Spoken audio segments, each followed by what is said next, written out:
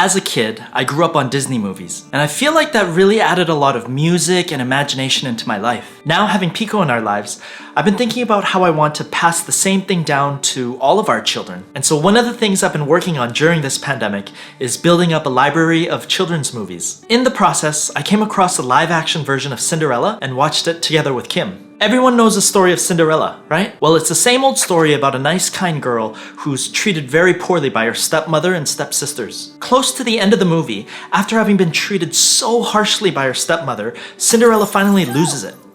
Why? Why are you so cruel? I don't understand it. I've tried to be kind to you. You kind to me? Yes. And though no one deserves to be treated as you have treated me, why do you do it? This is a fair question, isn't it? How can people hate you when you've done nothing to deserve it? When you've only been a good, likable person? Where's the fairness in that? I'll be answering that question in this video.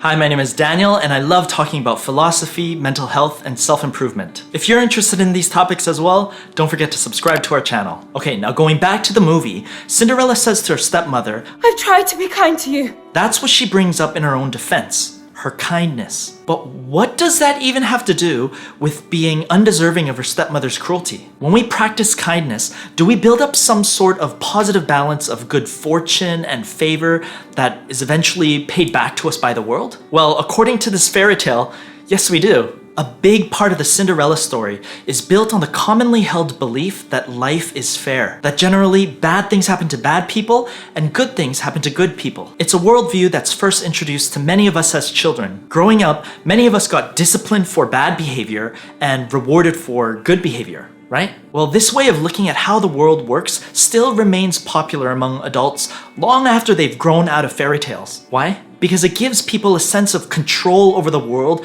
and the good and bad things that happen to them. And in the hopes of maximizing the good and minimizing the bad, they can end up living their lives in quite the transactional way. And they'll do this with the people around them. They convince themselves that if I'm nice enough, charismatic enough, alpha enough. Basically, if I do all the right things, then I should be rewarded. I should be rewarded with having favor among others and definitely out of harm's way of their dislike, rejection, and hate. But all the right things as it relates with dealing with people isn't always so clear, right? So some spend a great deal of time and energy educating themselves, aspiring to become people-pleasing experts. Another video listing 5 things that make people dislike me?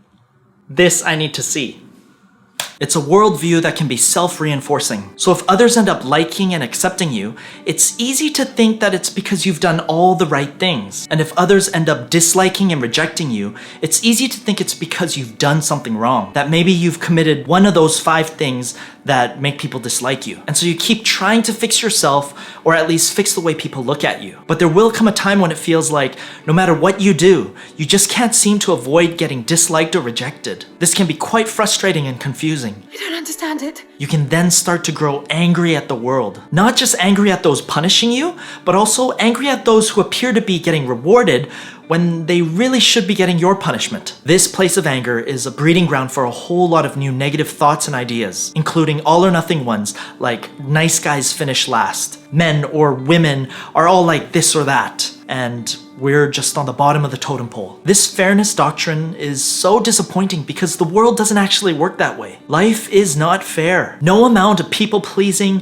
likability, or performance as a good person can grant you a life free from getting disliked, rejected, or hated. And that's because all of those things are just normal parts of life. As I've explained extensively in my video about suffering, these unpleasant things happen because we live in an imperfect world with imperfect people. We're not omniscient beings, and so we don't see the whole picture. We only see a tiny glimpse into someone else's life. And with that snapshot, many people just run with it and fill in the rest of the gaps. They do this, most of the time unknowingly, to make thinking about something as complex as people more simple and efficient. And depending on the individual, their worldview, and what they already want, it can really go either way. So despite not really knowing you, people can end up disliking you or liking you. But why make it so public, you might wonder? Why must people broadcast their dislike rather than just experience it privately and quietly? Well, there's many different reasons, too many to squeeze all of them into this video, but one of the top reasons is that it defines social lines. It sends a very attention-grabbing message to others that whatever uncool group this person belongs to, I'm just so far from it. This then creates an opportunity for others to bond over their mutual dislike for the same thing. We see this kind of bond between Cinderella's stepmother and stepsisters, because after all, humans are social beings that seek connections with one another, even hateful ones. And then, as I explained in my video about suffering, it's just a part of humankind's nature to imperfectly exercise their free will, and so you can get varying degrees of what Cinderella considers acts of cruelty. So that's how people can hate you when you've done nothing to deserve it. And until you drop these fairy tale notions of life being fair, it's going to be extra challenging for you to come to terms with all of the world's hate and rejection. It might just keep you really busy trying to control it all. Instead, we should learn to accept that these things happen in our broken world, move on, and continue to be the best versions of ourselves. Next, to follow up on this topic, I'll be making another video about the types of people that are more likely to get hated on. So keep an eye out for that, or if you're not already subscribed to our channel, make sure you go and hit that subscribe button. Alright, I'll see you next time. Bye.